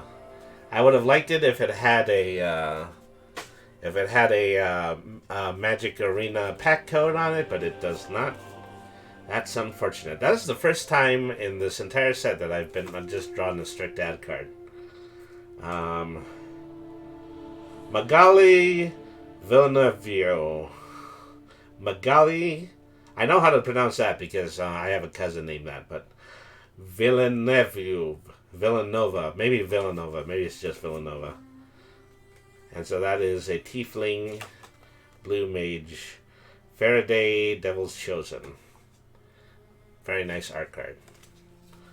Plains card, Owlbear alternate art card, Hobgoblin Captain, a Dueling Rapier, Boots of Speed, Prosperous Innkeeper, a Skullport Merchant,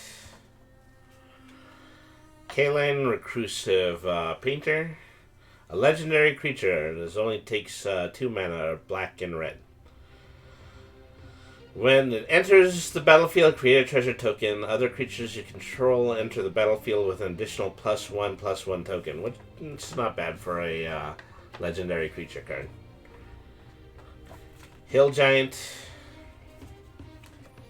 Other creatures Talisman. Okay, we've got the Paladin class.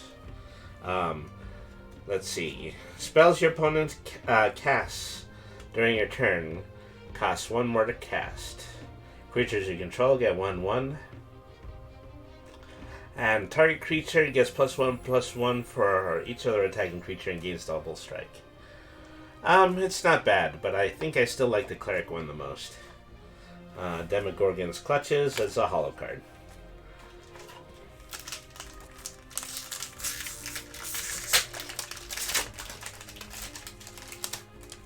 Okay, another Atropal token card. This is it's a big worm, is what it is. And so this is an art card, Purple Worm. Artist is Oliver Bernard.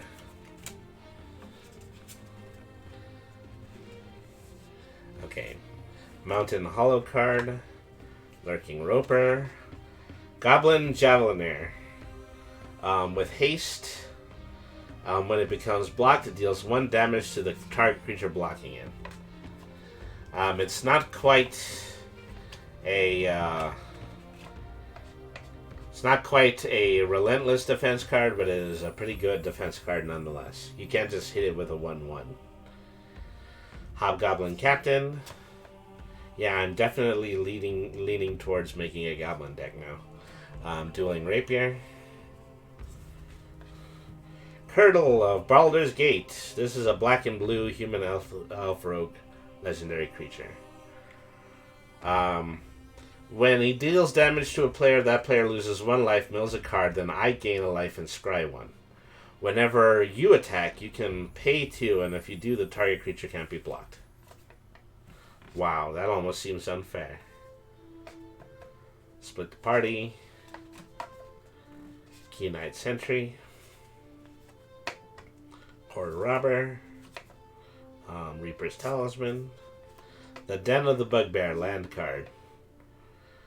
If you control 2 or more other lands, Den of the Bugbear enters the battlefield tap. If you own more than 2, and then it adds red land. And this is a Kaline Reclusive Painter as a holo card. All right.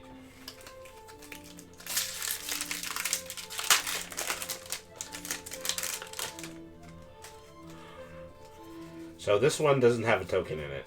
Let's see. I'm hoping that means it has a bonus holo in it. Very nice art card. This one is Sudden Insight by Dan Scott. Art appreciation. You know, it's something that I enjoy doing. in addition to all the role-playing game stuff. Mountain Land, Neverwinter Dryad, Hired Hexblade, Horde Robber,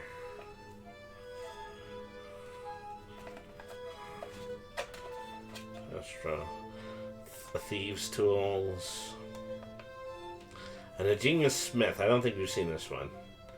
Look at the top 4 cards of your library. You can reveal an artifact card and then put it into your hand. So that'll go really good with artifact decks. Another Rust Monster. Another Bag of Holding. Another You're Ambushed. Inferno of the Star Mounts. Legendary creature. Dragon.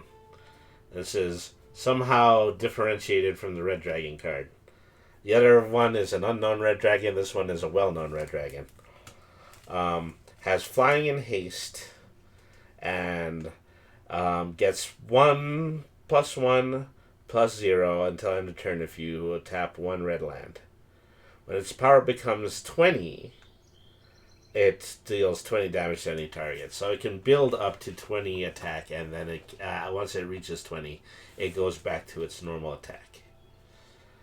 Treasure Vault is an artifact land card, and so once again, this is basic Dungeons and Dragons art, and it's a land card. Those are pretty cool. Armory Veteran, Hollow card. As long as this is equipped, it has Menace. As long as it's equipped, which means I think it has to be equipped to another card in order for that other card to have Menace. Something like that. And then the Kingpin's Pet.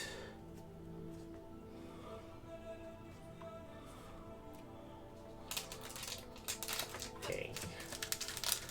Almost at the end of the mountain here.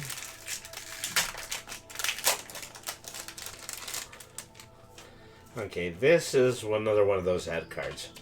Alright, this is another art card. This one is, Wish by Ekaternia Bermek. Oh, the Wish spell. I think, when we were, doing a Brainy Tube episode, when I was doing a Brainy Tube episode with my adventuring party, we went very extensively into how OP the Wish spell is. Plains card, Goblin Javenier, alternate art, Boots of Speed, +1/+0 in haste, because of course. An Armory Veteran, a Great Axe, a Guild Thief, a Critical Hit. Target creature gains a double strike until the end of the turn. Wow. I am really liking the red cards in this set. Barbarian class.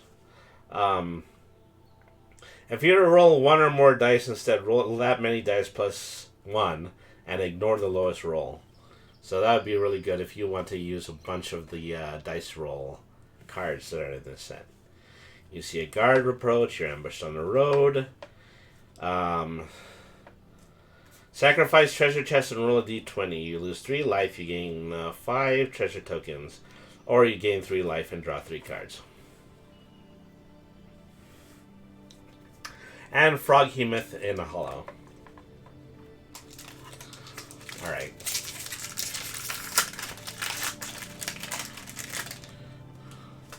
Okay, Dog Illusion token creature. That's the first one that I've ever found. I don't know which cards actually work in conjunction with Dog Illusion, but I know I'm not going to have the tokens to support it. Cave of the Frost Dragon by Larry Elmore. Very nice looking white dragon art card. Okay, basic Highland. Hamapushar alternate art card. Yonti Fangblade. A Shortcut Seeker. A Charmed Sleep. A Portable Hole. A Check for Traps. Another Criddle of Baldur's Gate. Legendary creature card.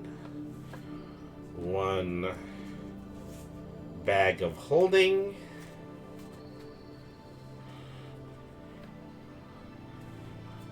Displacer Beast, Cave of the Frost Dragon. This is a special land card. If you control 2 or more lands, Cave of the Frost Dragon enters the battlefield tapped. That just seems to be the rule for special lands in here. And a hollow baleful beholder. Alright.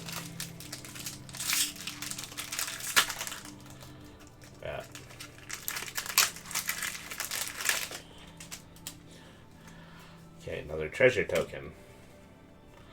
Owlbear card. This one is by Etsy Gort. I don't know if I have repeated on our cards yet. I might just, just skim through the deck really quickly at the end to see if I have any repeat art cards.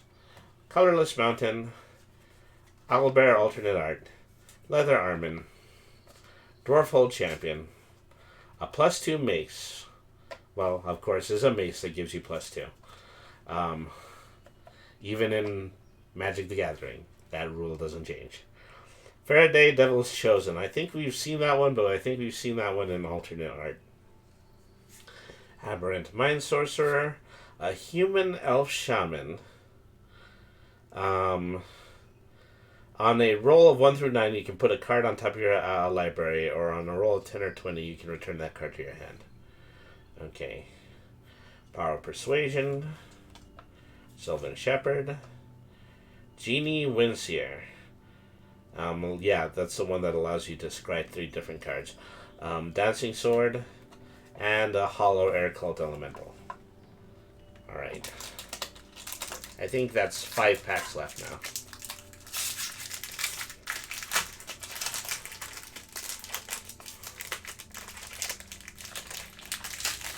Give me that corner right there. Okay, Goblin Token. Very likely going to be making the Goblin deck, so the Goblin tokens are useful. Hive of the Eye Tyrant by D. Terlizzi. She has a slightly more cartoonish style than a lot of these other individuals. Forest. This is a Bullet as an alternate art card. A Soul Knife Spy. So that's an Elf Rogue. Not the same as, the other card that I think is just named Elf Rogue. Scion of Stygia. Wow, the blue cards are coming out in force now. An Arcane Investigator. So, a great deal of those cards are just helping me to find cards for my library. Split the Party. Choose a player, return half of the creatures they control to their owner's hand, rounded up. So, basically, you can take half of the creature cards from an opponent's card and then make them go back into their hand. And that is worth 4 mana. Keen-Eyed Sentry. They say don't split the party. Splitting the party would be really bad, unless you're playing in Magic, then it's really good. A Guild Thief. Sylvan Shepherd. Varus Silvermoon Ranger. Rangers aren't looking too bad right now. A Book of Exalted Deeds, which is a legendary artifact. And a Volo's Guide to Monsters, which is a human wizard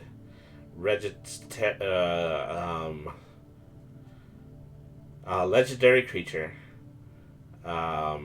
Does take 4 mana, green and blue. Whenever you cast a creature spell, it doesn't share a creature type with the creature you control. Copy that spell.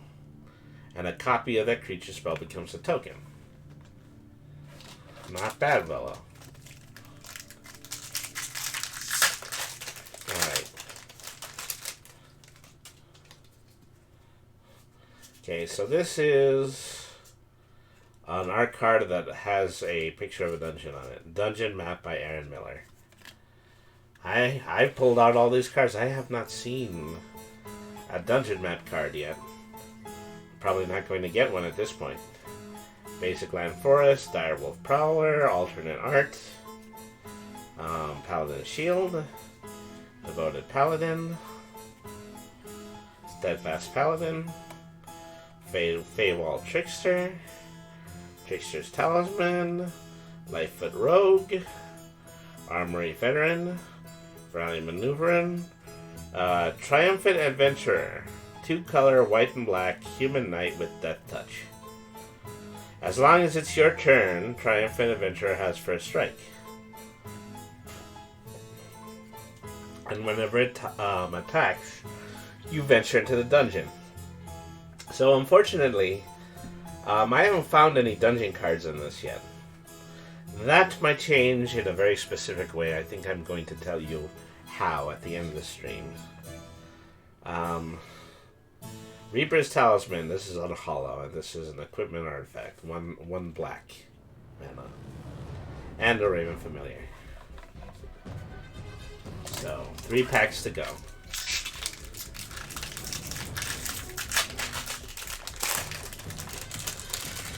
Alright. Treasure token.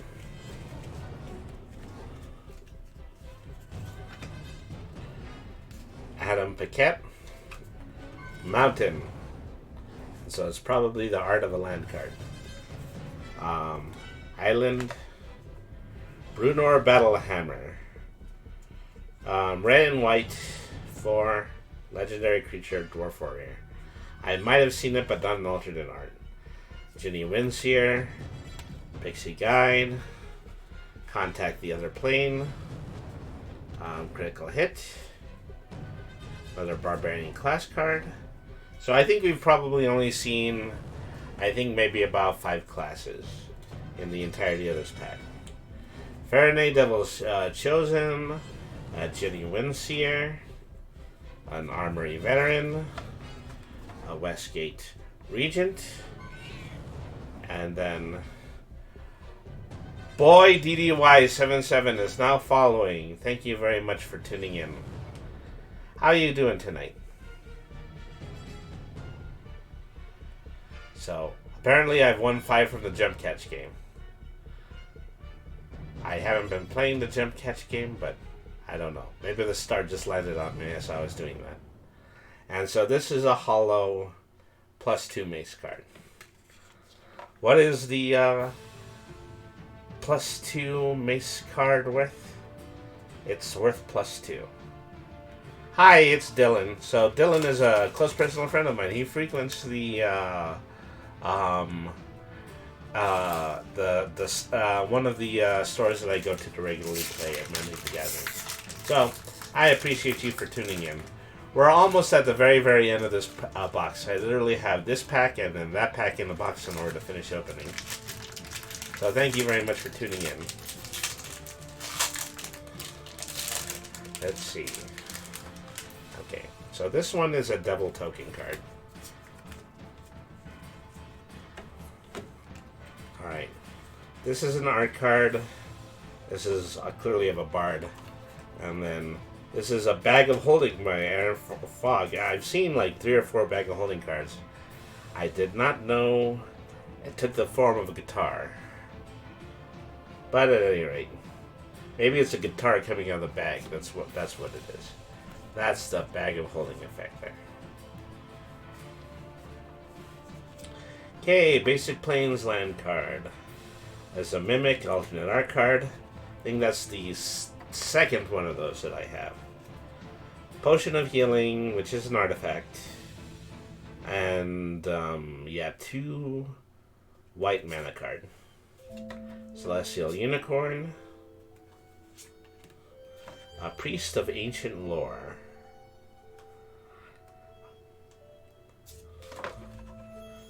You know, so that would be one that goes really well with the Cleric class card. Alright. So, Reaper's Talisman is an artifact equipment card in black. And then another Drider. Divine Smite, I think we've seen that one before.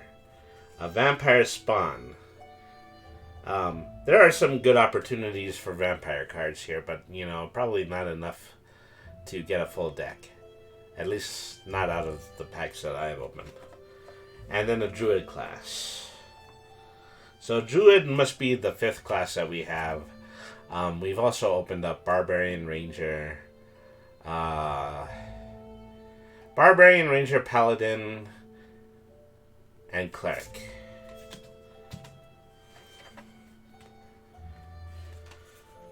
A teleportation circle at the beginning of your end step. Exile up to one target artifact or creature you control.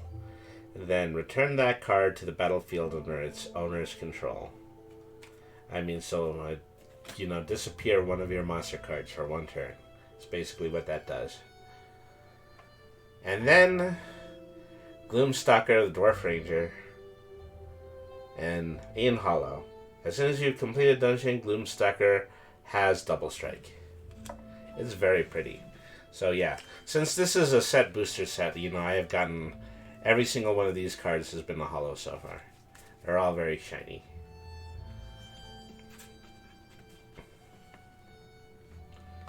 And now I hold in my hand the final booster pack. Wish me luck, because this is the best that it is going to get for my Adventures in the Forgotten Realms set. So, there's a wolf token. This art card is this is of Tiamat. Tiamat has 615 hit points, can you believe that? Art by Chris Rain. Because I don't know, bro. I mean, your barbarian just chose to charge Tiamat. I don't know what to tell you. Might as well just re-roll your character. Okay, so this is a foil land card. Another Cradle of Baldur's Gate. This is the second one I have that's in the alternate art. Spike Pit Trap Artifact.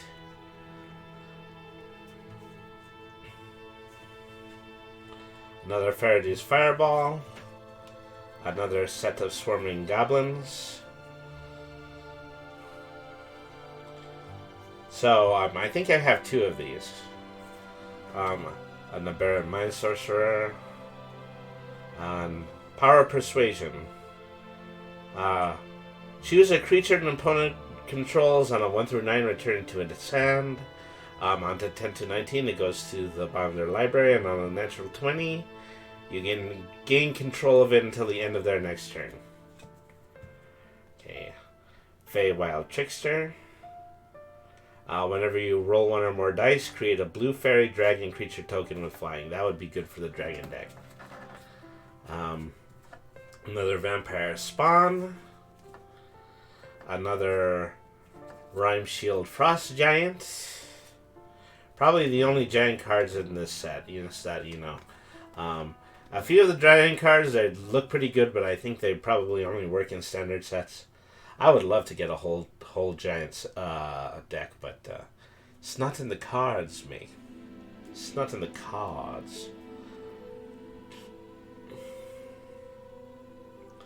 Grazilex, Illithid Scholar, Legendary Horror Creature. And this is the only one I have. It is a semi-rare card. Whenever a creature you control becomes blocked, you can return it to its owner's hand.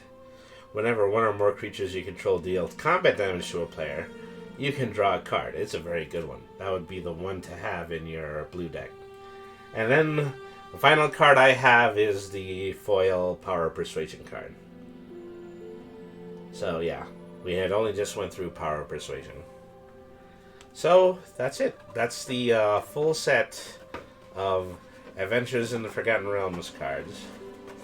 Not a bad group of cards. And so I'm looking forward to combining this with a 50 card set that I am going to get this coming weekend, because we're going to be playing an open deck tournament for the Baldur's Gate set that's going to be coming out this coming Sunday.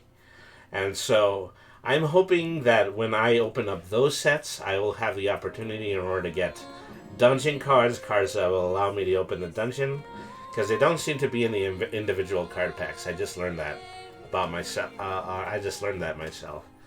Is that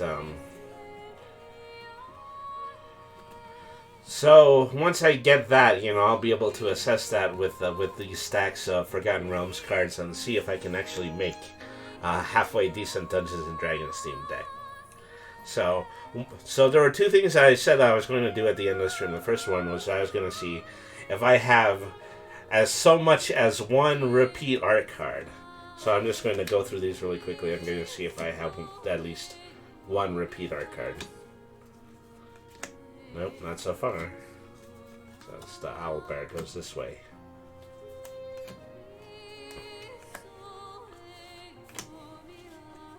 I do love fantasy art. I mean, that is amazing. I've opened up 30 card packs and not a single one has a repeated art card in them.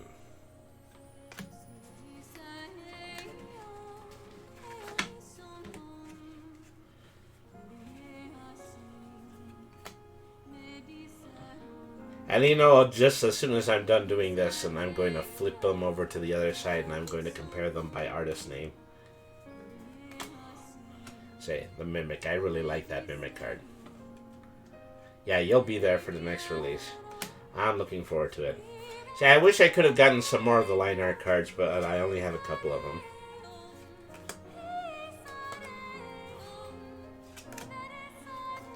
I'm glad I've got the Beholder one. Beholders are always my favorite. And so I got a sizable amount of them, both in art cards and also in actual playing cards. Okay, so that was the first last thing I said I was going to do. The next last thing I said I was going to do is I was going to pull out that transformable Leonardo action figure from before.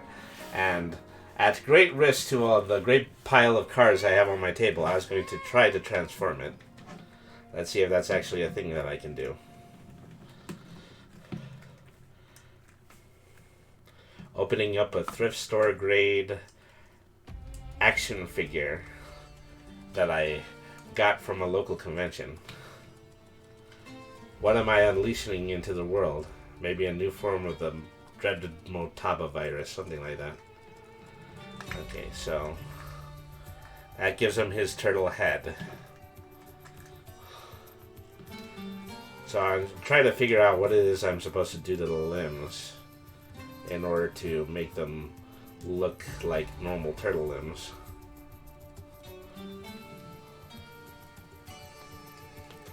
I'm supposed to point them up like that. Because I know from the original transformable figures, they just have these little bitty turtle feet that you're supposed to put over, like put across like so. That's how you get their little turtle feet out there.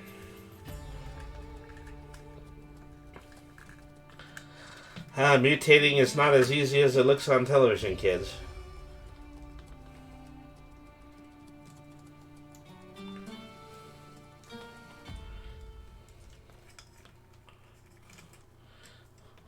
There's also the fact that, you know, he has these great, big, huge feet. So I think what I'm supposed to be doing is I'm supposed to be taking these and I'm supposed to be tucking them into the shell. Like, just both of the arms are supposed to go into the shell.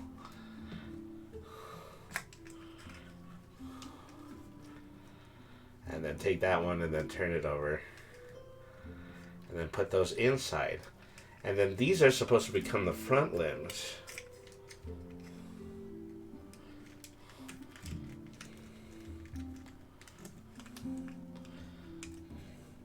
And so, I hate to show you this, but it's just one of the feet just came undone while I was trying to do this.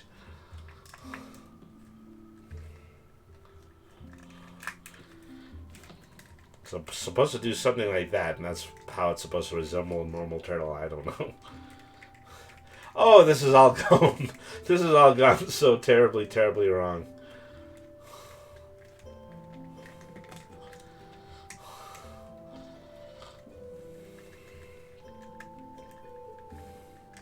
See, the rear feet are supposed to be there. The front feet are supposed to go in front like that.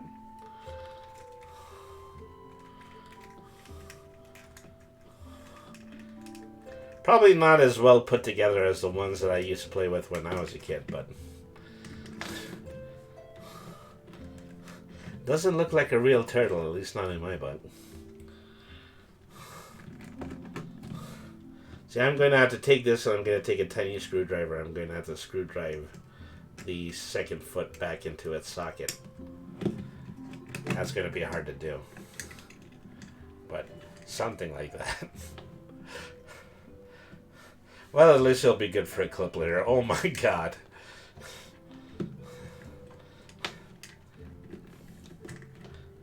See, I should have just looked through the art cards. I should have ended this on a good note. Like that. Maybe if I turn it this way, you'll actually be able to see what the head looks like. Transformable turtles, ladies and gentlemen. Great little magic trick I just did. Alright. Well, anyway, thank you very much for tuning in. Once again, Cat and Kittens, Felines and Felidae, Humans and Variant Humans, and every race, class, and subclass. Thank you to Boy DDY77 for tuning in. Thank you to Kratzmensch. Thank you to Ver499. You guys are fantastic. Here on the channel, we're slowly building up to try to see if we can get a significant amount of people watching at the same time so that we can get the final step that we need in order to get affiliate. So the fact that you guys tune in and the fact that you guys stay interacting with chat has been very, very helpful to me, has been very, very, very useful. Thank you absolutely everybody for tuning in. You guys have been fantastic. Once again, let me give a shout out to my sponsor. We are partnered with the Great Games LLC to bring you inexpensive TCG single cards. Visit greatmedia.games and use the code 10finity at checkout for 10% off your online purchase. So have a great evening, everybody. I like to take a moment. I like to do a raid. Let's see. Who would I like to visit? I think I would like to pay a visit to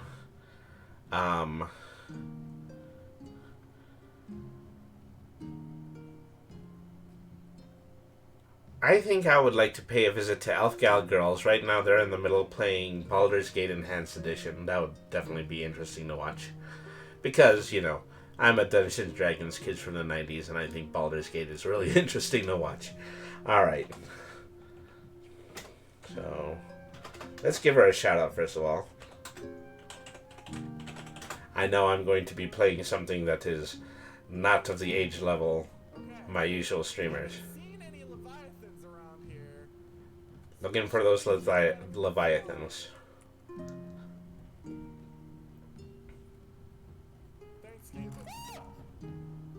Thank you very much for sharing. Alright, so let me give you your patented raid message. I guess you found the Leviathan. Okay, raid message is Brainy Raid. Brainy Raid, roll initiative. Be sure to copy and paste that for when we get into Elfgal Goes chat. And now let's do the actual raid.